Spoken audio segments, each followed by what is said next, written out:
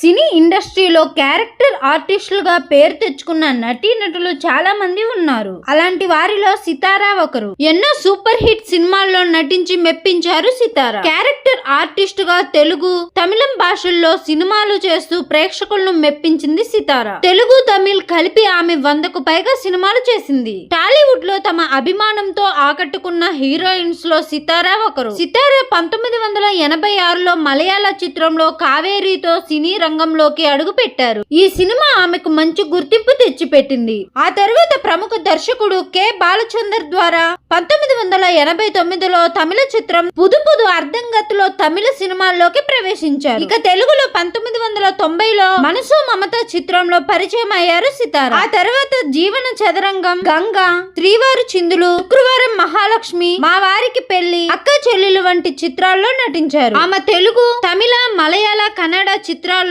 సహా 100కు పైగా సినిమాలను నటించారు. హీరోయిన్ గా, క్యారెక్టర్ ఆర్టిస్ట్ గా వివిధ పాత్రలు పోషించారు. సూపర్ స్టార్ రజనీకాంత్ హీరోగా నటించిన నరసింహ సినిమాల్లో ఆయన చెల్లెల పాత్రలో నటించిన మంచి గుర్తింపు తెచ్చుకుంది. ఇక తెలుగులో శ్రీమంతుడు, బ్రహ్మోత్సవం, భరత్ అనే నేను, బృందావనం, అరవింద సమేత, లెజెండ్ సినిమాల్లో నటించి మంచి గుర్తింపు తెచ్చుకుంది. ఎంతో కాలంగా ఇండస్ట్రీలో ఉన్న సితారా ఇప్పటికీ పెళ్లి చేసుకోకుండా సింగిల్ గానే ఉన్నారు. సితారా వయసు ప్రస్తుతం 52 ఏళ్లు. ఇప్పటికీ ఆమె పెళ్లి చేసుకోలేదు. గతంలో ఇంటర్వ్యూలో ఆమె తన తండ్రి మరణం తర్వాత పెళ్లి గురించి ఆలోచించలేదని, అలాగే తన సన్నిహిత స్నేహితుడు తమిళ నటుడు మురళి మరణం తర్వాత ఒంటరిగా మిగిలిపోయానని చెప్పారు. ఈ 2 సంఘటనలు ఆమె జీవితంలోనే పెళ్లి గురించి ఆలోచించకుండా ఉండటానికి కారణమని ఆమె వెల్లడించింది. ఆమె తన తల్లిదండ్రులతో ఉండాలనే ఆలోచన, సినీ రంగంలో బిజీ షెడ్యూల్ కారణంగా పెళ్లి నిర్ణయాలు వాయిదా వేసినట్లు తెలిపారు సితారా. ఇప్పుడు పెళ్లి గురించి ఆలోచించడం లేదని తెలిపింది.